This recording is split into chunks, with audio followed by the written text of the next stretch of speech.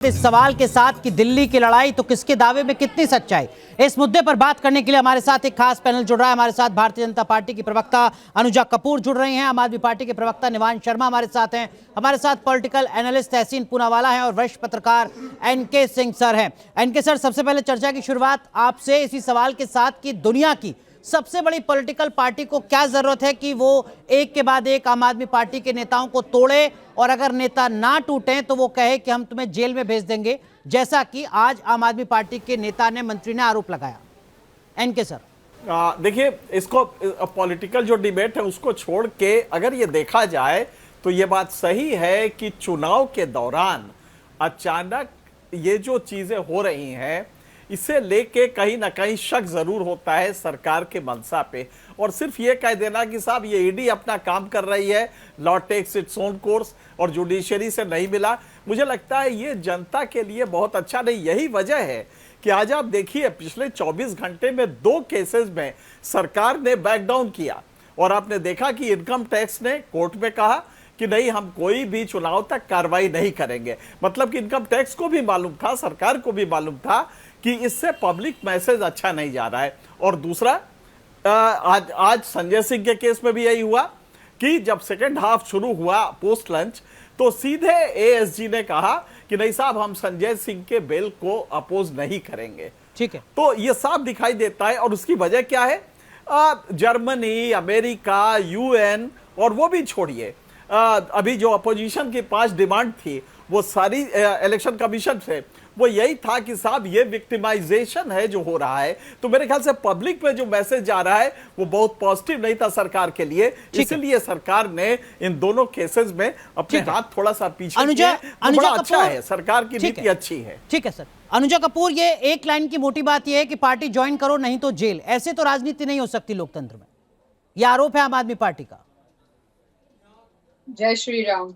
आज तो यहाँ पे आम आदमी पार्टी के भी प्रवक्ता बैठे होंगे तो उनको तो बधाई होनी चाहिए कि संजय सिंह को बेल मिल गई है। तो ये प्रूफ करता है कि जो ईडी है वो फेयर है, ट्रांसपेरेंट है, लॉजिकल है, जुडिशियस है, लॉ अबाइडिंग है, अकाउंटेबल है to the law of land. और मुझे जहां लगता है कि ये बात यहीं का धर खत्म हो गया कि आप जो बार बार कहते थे कि मोदी जी कराते हैं, तो मुझे ये बात शायद समझ में नहीं आ रही या लोगों का समझ में नहीं आ रही थी कि कोर्ट मोदी जी के हिसाब से कैसे चल रहे हैं। और अभी एक मेरे भाई यहाँ बैठकर बहुत बड़ा ज्ञान दे गए कि बाहर की फोर्स जो लॉबीज हैं वो हमारे को प्रेशराइज कर रहे हैं। तो आप कहना चाह रहे हैं कि कोर्ट ने अभी प्रेशराइज किया है और ईडी को, और इसलिए ईडी ने दे दी। ईडी ने इसलिए बेल को अपोज नहीं किया क्योंकि इन्वेस्टिगेशन से 6 महीने तक चल रहा था। 6 महीने के अंदर एविडेंसेस और क्वेश्चन ले लिए जो करना था। और उस बना पर जब आज बात हुई, क्योंकि दिल्ली हाई कोर्ट में भूलिएगा नहीं, संजय सिंह की बेल 2 बार रिजेक्ट हो चुकी है। एक फरवरी अक्टूबर 2023 में और फरवरी 2024 में। तो इसलिए इसको भूलना नहीं चाहिए और इस बात को अच्छी तरह से पुख्ता सबूत के साथ कि संजय सिंह को एक तो एक्विटल नहीं किया गया है और किसी को भी आज तक जिसका भी नाम बार बार लोग देते हैं, किसी का भी हवाला, बीजेपी ने, जेपी नड्डा की जो पार्टी है उसने कभी भी कोर्ट के अंदर कोई एफिडेविट, कोई एप्लीकेशन, किसी भी तरीके से ना कोई केस को विड्रॉ किया। आज सब कुछ दूध का दूध और पानी का पानी सामने है। मुझे तो लगता है कि ये बात आप सबके लिए बहुत बड़ी बात है समझने की कि ईडी अगर आज अब निष्पक्ष तरीके से आज सामने खड़े होकर ये कहती है कि हमें इसकी जरूरत नहीं है संजय सिंह की फॉर फर्दर। ठीक है। अनुजा, बाकी मेहमानों के पास जाऊंगा लेकिन उनसे पहले ठीक है। ये भी कहा अनुजा, ये भी बाहर के हवाले से आ रहा है कि इस केस को प्रेसिडेंट नहीं मानना चाहिए। ठीक है अनुजा, बाकी मेहमानों के पास जाऊंगा लेकिन उससे पहले आपने एनके सिंह सर को लेकर एक टिप्पणी की, तो आपको बता दूं कि जितना आपको राजनीतिक अनुभव है तो ये बात समझने वाली बात है। तो मुझे लगता है अनुजा शायद आप तक आवाज ही नहीं पहुंच रही है, जो एक एनजीओ की पार्टी, अनुजा शायद आप तक आवाज नहीं पहुंच रही है। ठीक है, मैं दोबारा आपसे कनेक्ट करने की कोशिश करूंगा लेकिन निभान आऊंगा आपके पास। तहसीन पूनावाला, इनकम टैक्स डिपार्टमेंट की तरफ से वो फैसला, संजय सिंह की रिहाई, आपको नहीं लगता कि जो बात भारतीय जनता पार्टी कह रही है उस बात में कुछ दम है कि सब कुछ तो ईमानदारी से काम हो रहा है?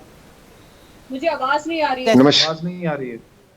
तहसीन आई रिक्वेस्ट यू बाकी के फेडर आप डाउन कीजिए, वरना मेरी जी। आवाज गेस्ट को सुनाई नहीं देगी। और कल आपने देखा बहुत वायरल हो गया क्लिप, तो प्लीज जो इंपॉर्टेंट चीजें मुझे कहनी, प्लीज बाकी के फीडर्स डाउन कीजिए। दो चीज मुझे कहनी। नमस्कार, आपके शो में मुझे शिरकत करने का मौका मिला। कल ही मैं आपके शो पे था और कल ही मैंने आपके शो पे कहा कि कुछ दिनों का समय संजय सिंह को बेल मिलेगी। कल की बात है, अभी भी वो क्लिप ट्विटर के ऊपर चल रहा है जी। और ये आज हुआ, अपोज नहीं कर सकते। लेकिन बीजेपी के प्रवक्ता अपनी पीठ थपथपा रहे, कह रहे कि ईडी न्यूट्रल है। न्यूट्रल नहीं है। संजय सिंह करीबन 6 महीने जेल में थे, करीबन 6 महीने। कौन लौटाएगा वो 6 महीने उनकी जिंदगी के? डीके शिव कुमार करीबन 1 साल जेल में थे। कल की बात है, कल हमने आप और मैंने ये वार्तालाप किया। कौन लौटाएगा वो 1 महीना, वो 1 साल? फिर वो केस सब कॉश हो गया डीके शिव कुमार का। प्रोसेस पनिशमेंट होता है, सरकार जानती है। ईडी का दुरुपयोग हो रहा है और ईडी के कानून ऐसे कि उसमें आपको बेल नहीं मिलता है जी ठीक है। 6, 8, 1 साल तक। ये ईडी का कानून। एक चीज मैं दूसरी चीज कहना चाहता हूं। BJP of course political parties तोड़ना चाहती है। उन्होंने महाराष्ट्र के अंदर एनसीपी को तोड़ा। एनसीपी को तोड़ने के बाद छगन भुजबल की फाइल घूम जाती है, प्रफुल्ल पटेल की फाइल खत्म हो जाती है, क्लोज हो जाती है।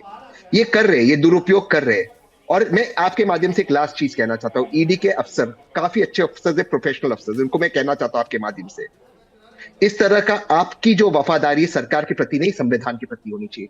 जो आप कर रहे हैं, जो सरकार को आप अलाउ कर रहे हैं अपना दुरुपयोग करने का, याद रखना वक्त बदलेगा। ये मत अलाउ कीजिए। आप अच्छे अफसर हैं, ये मत अलाउ कीजिए। प्रोफेशनलिज्म रखना चाहिए। ठीक है। प्रोफेशनलिज्म ये नहीं आप विपक्ष के लोगों को लेकिन arrest करो। तहसीन, माफ इसलिए कीजिए, आपको बीच में रोक रहा डाउन करना चाहिए। हूं। ये भी तो हो सकता है कि ईडी और सीबीआई के जो आज के अफसर हैं वो अपने पिछले अफसरों से कुछ सीख लेकर आगे बढ़ रहे हो, बिल्कुल सीख, क्योंकि गलत सीख है। 2013 में बिल्कुल। सर्वोच्च अदालत ने सीबीआई को पिंजरे का बिल्कुल। तोता कहा, क्योंकि मंत्री को रिपोर्ट दिखाई गई, पीएमओ के हस्तक्षेप Correct। के बाद एफिडेविट बदला गया। करेक्ट, बिल्कुल। और आपकी इस बात से मैं इत्तेफाक रखता हूं। मैं उन लोगों में से नहीं हूं जो आपके शो पे आके गलत को गलत कहूंगा, गलत को सही कहूंगा, सही को गलत कहूंगा। कांग्रेस ने गलत किया है, दुरुपयोग किया। मैं कांग्रेस का वोटर हूं, सपोर्टर हूं, लेकिन उसका मतलब ये नहीं कि उन्होंने गलत किया तो आज इसका दुरुपयोग होना चाहिए। हमें कैसे सुधरना चाहिए। आज गलत होता है इसका मतलब ये नहीं क्योंकि पहले गलत हुआ आज गलत हो। पहले गलत हुआ तो हमें सुधरना चाहिए। इसलिए मैं ईडी के आज अफसर उसको कहता हूं, ब्राइट अफसर है, आईपीएस है, आईआरएस है, अधिकतर आईपीएस और आईआरएस, इनसे सीखना चाहिए। जो कर रहे विपक्ष के साथ, वक्त बदलेगा, लोग देख रहे, इनके भी परिवार के लोग हैं, ये देख रहे क्या कर रहे हैं और लोगों को ये पसंद नहीं आ रहा है। 6 महीना संजय सिंह जेल में था, एक आयोटा एविडेंस नहीं, एक आयोटा। कल मैं आपके शो पे था, कल ईडी ने क्या कहा कोर्ट के अंदर अरविंद केजरीवाल के लेकिन तहसीन, केस के अंदर, हमारे पास कोई एविडेंस नहीं है। इससे जुड़ा एक और पहलू मैं आपसे समझूंगा। आज आतिशी सामने आई, उन्होंने कहा कि देखिए साहब, हमें ऑफर किया जा रहा है कि या तो बीजेपी ज्वाइन कर लो, आम आदमी पार्टी छोड़ दो, वरना हम आपको जेल भेज देंगे। अगर ऐसा ही है तो आम आदमी पार्टी के एक्स एमपी पंजाब से रहे धर्मवीरा गांधी, वो भी भारतीय जनता पार्टी क्यों ज्वाइन कर रहे हैं? जालंधर से आम आदमी पार्टी के जो सिटिंग एमपी हैं रिंकू, वो भारतीय जनता पार्टी क्यों ज्वाइन कर चुके हैं? पंजाब के ही सिटिंग एमएलए हैं शीतल अंगुराल, वो भारतीय जनता पार्टी क्यों ज्वाइन कर चुके हैं? 2019 में आम आदमी पार्टी के एक नेता थे जो लोकसभा का चुनाव लड़ रहे थे, बलवीर जाखड़, दिल्ली से, दिल्ली वेस्ट से, वो भारतीय जनता पार्टी ज्वाइन कर चुके हैं। और ये लिस्ट बहुत लंबी है जहां पर आम आदमी पार्टी के एक के बाद एक नेता बीजेपी ज्वाइन कर रहे हैं। क्या इन सबको सीबीआई और ईडी का खौफ है? सबको नहीं, कुछ लोग कुछ वजह से ज्वाइन करते हैं, लेकिन ये बात में बिल्कुल 100% सच्चाई है कि ईडी का, सीबीआई का नहीं। देखिए सीबीआई के केस में बेल मिल जाता है, एक बार चार्जशीट फाइल हो जाती है, ईडी में बेल नहीं मिलता है और चार्जशीट ये लोग फाइल नहीं करते। ईडी का दुरुपयोग हो रहा है पार्टीज को तोड़ने के लिए, इसमें देयर इज नो डाउट। मैं आपको दोबारा से उदाहरण दे रहा हूं जो ओपनिंग स्टेटमेंट जी। छगन भुजबल, जिसके खिलाफ भाजपा ने आरोप लगाया कि इनसे भ्रष्ट नेता महाराष्ट्र में पैदा नहीं हुआ, ठीक है, ईडी कोर्ट में कहती है उसकी फाइल घूम गई। अनुराग भाई, आप बहुत वरिष्ठ पत्रकार है, मैं दोबारा से कहता हूं, मैं आपकी बहुत रिस्पेक्ट करता हूं। आप कह सकते हो ईडी और प्रोफेशनल ऑर्गेनाइजेशन जो फाइल घूमती है, फाइल घूम सकती है? ये कोर्ट में कहा है सर, सही बात है, कोर्ट में कहा है। नहीं ठीक है, ये तो जो ईडी का अब तक का कन्विक्शन रेट है, ईडी का जो अब तक का डिस्पोजल रेट है, वही अपने आप में ईडी के पूरे काम करने के तरीके पर सवाल खड़ा करता है। 0.4%, 0.42%। अनुजा, अब तक आवाज पहुंच रही है, आप कुछ कहना भी चाह रही थी, लेकिन फिर मेरा वही सवाल है कि आखिर क्यों आम आदमी पार्टी के नेताओं को तोड़ने की कोशिश बीजेपी कर रही है? क्यों ये दबाव की राजनीति कर रही है जिसमें वो सरकारी एजेंसियों को अपना मोहरा बना रही है, कठपुतली बना रही है? ये आरोप आपके ऊपर लगातार लग रहा है। अनुराग जी, मुझे लगता है कि ये बहुत बारीकी से देखने वाली चीज है कि कौन किसको तोड़ रहा है। मुझे तो जहां तक लगता है कि आतिशी जी ने उल्टा और ज्यादा लोगों के नाम डिटेल में दे दिए आज सुबह। दुर्गेश पाठक का नाम, राघव चड्ढा का नाम, और लॉयल मिनिस्टर्स होने के नाते अरविंद केजरीवाल जी ने तो उनको तो बस के नीचे फेंक दिया है।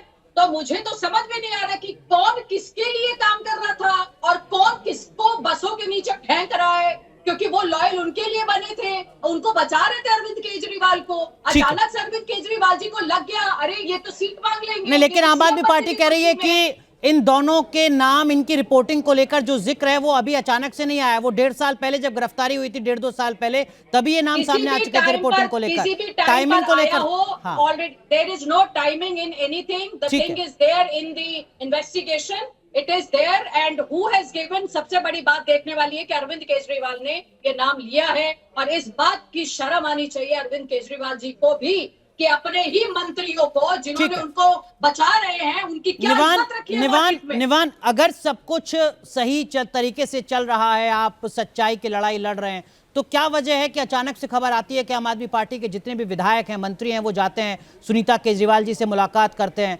अटकलें तमाम तरीके की सामने आने लगती हैं। ये कहा जाता है कि शायद कल सुबह तक कोई और बड़ी खबर आ जाए, बड़ा घटनाक्रम हो जाए। अगर सब कुछ सही चल रहा है, आप सच की लड़ाई लड़ रहे हैं, जेल से सरकार चलाएंगे, तो इस खबर की क्या जरूरत? जी, बहुत बहुत धन्यवाद और नमस्कार आप सभी को, आपके दर्शकों को।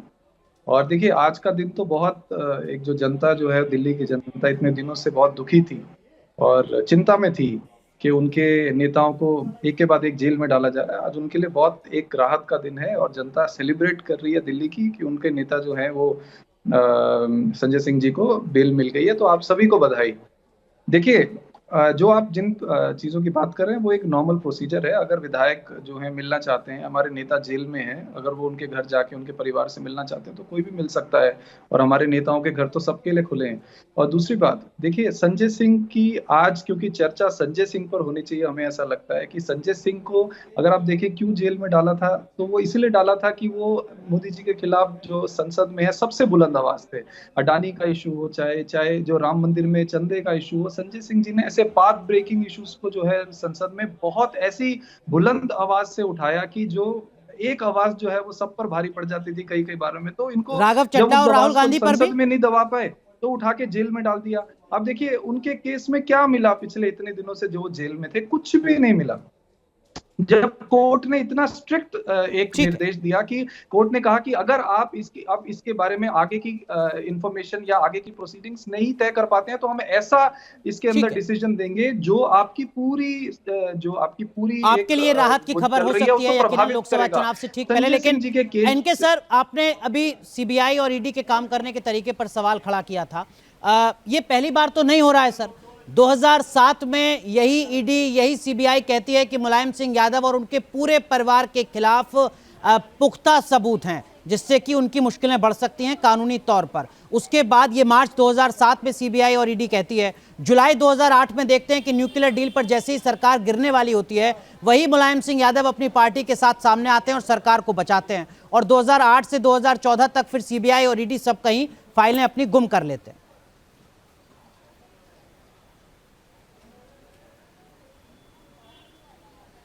हाँ राघव, आपने बिल्कुल सही कहा है। पॉलिटिकल पार्टीज का सत्ता में आने के बाद एजेंसियों का दुरुपयोग करना नई बात नहीं है, पहले भी होता रहा है। लेकिन आपने अभी भी कहा इधर ये बढ़ गया है और इतना नजदीक हो गए हैं ये दोनों कार्य कारण संबंध कि आप देखिए कि देश का प्रधानमंत्री अचानक कहता है कि अजीत पवार करप्शन में है एक खास केस पे, और उसके कुछ ही दिन बाद अजीत पवार को पार्टी में ले लेते हैं। इसको भी छोड़िए, आपने बंगाल में देखा किस तरह से तमाम लोग जो अंदर आए पार्टी में, उसके पहले उनको ईडी और सीबीआई के छापे पड़े थे। तो छापे और उसके बाद पार्टी में आना, अपराध न्याय शास्त्र की एक चीज होती है जक्सटापोजिंग टू इवेंट्स और कॉन्केटेनेशन ऑफ इवेंट, घटनाक्रम। अगर दोनों को मिला के देखें तो हाल के दौर में मोदी सरकार में और खास करके इस दौर में यह काफी बढ़ गया है कि ईडी एक्शन लेती है और एक्शन के बाद इमीडिएटली वो जो पॉलिटिकल लीडर है वो जेल जाता है, फिर वो वापस आता है तो पार्टी में आ जाता है, या ईडी के एक्शन के बाद पार्टी में आ जाता है। तो ये बहुत ही ताजा और ज्यादा हो गया है। माफ कीजिए सर, आपको रोक रहा हूं सरकार की तरफ से कुछ आंकड़े बताए गए जिसमें कहा गया कि देखिए ईडी जो कुल मामले जो ईडी ने दर्ज किए हैं जिनमें जांच कर रही है उसमें MP, MLA, x MP, ex MLA के खिलाफ जो मामले जांच हो रही है जिनकी उनकी हिस्सेदारी 2.98% है, 3% से कम। अगर ये आंकड़ा सही है तो क्या वाकई इस तरीके से सरकारी एजेंसीज के लिए ये नैरेटिव बनाना सही होगा सर?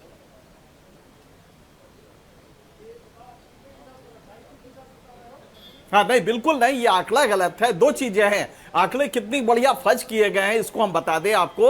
ईडी के केसेस अगर आप लें तो पिछले 2014 से अब तक 95% पॉलिटिकल अपोनेंट्स के केसेस हैं, और आप ताजुब करेंगे कि रेट ऑफ कन्विक्शन जो आपने अभी बताया 0.4% एग्जैक्टली वही है। अब ईडी कहती क्या है, जब चार्जशीट के बाद के जो केसेस हैं उनको वो लेके अपना रेट ऑफ कन्विक्शन बढ़ाती है, जबकि जेल जो गए हैं या जिन पे आपने रेड किया है वो केसेस अगर आप लेंगे तो 0.4% सिर्फ है।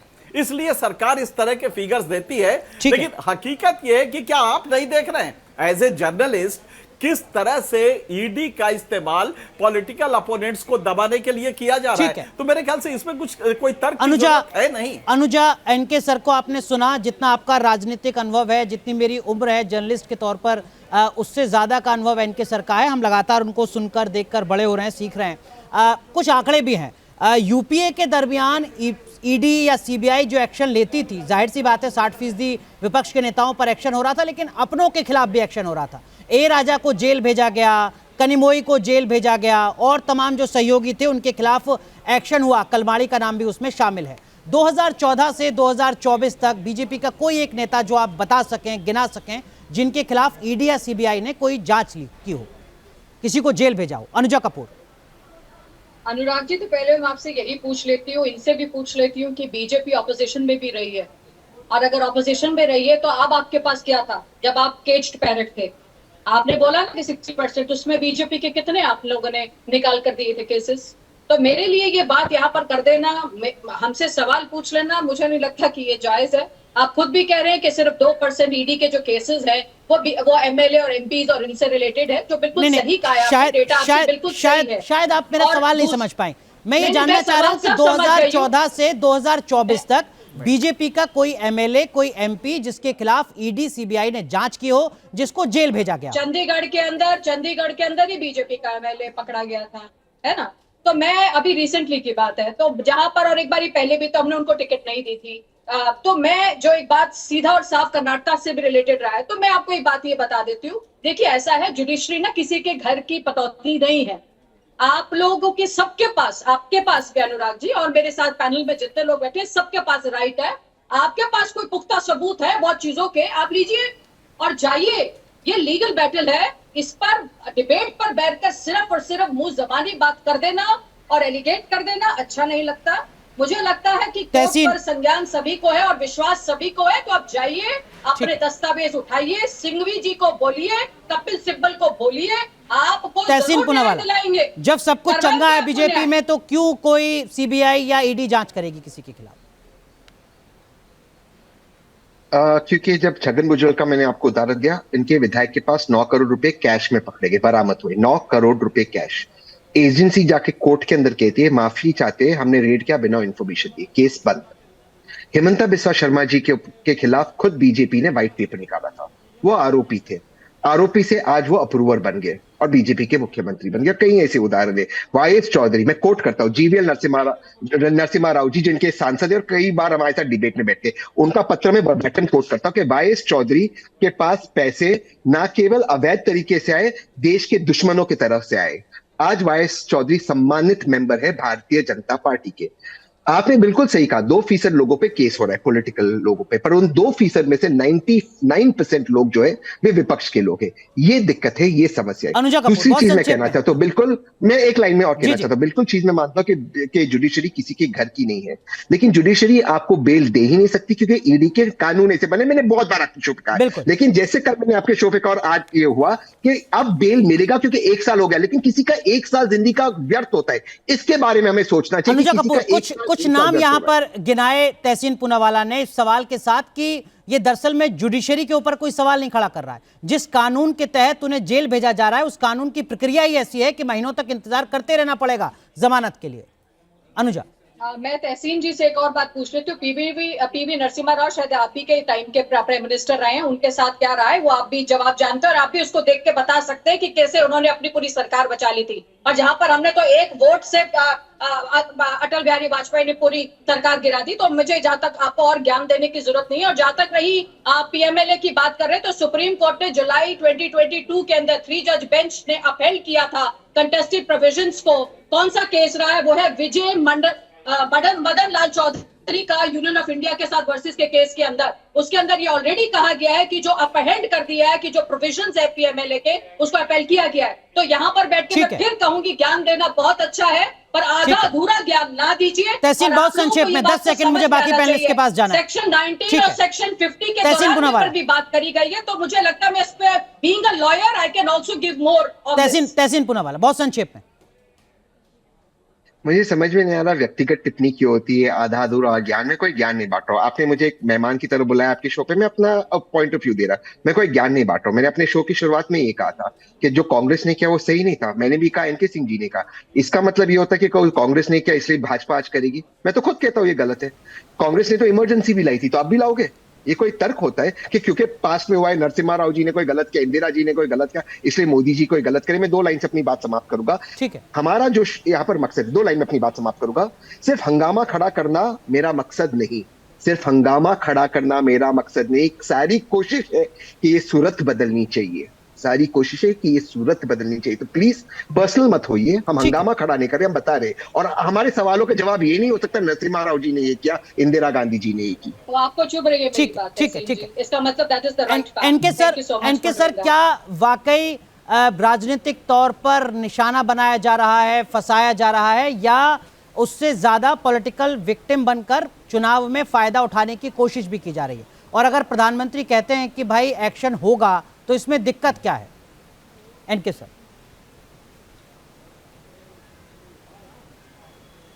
अनुराग, एक चीज होती है, अगर आप इनकम टैक्स के केसेस कर रहे हैं तो उसमें एक अलग होता है, क्योंकि वो टैक्स का मैटर है। लेकिन पीएमएलए एक्ट खुद अपने आप में बहुत ही ड्रैकोनियन एक्ट है और कई बार आप देखिएगा आने वाले दिनों में सुप्रीम कोर्ट इसको स्ट्राइक डाउन करेगा, खास करके इसके कुछ प्रोविजंस। सेक्शन 45 खास करके इसको स्ट्राइक डाउन करना पड़ेगा, क्योंकि ये बहुत ही अजीब सा एक वो है, प्रोविजन है।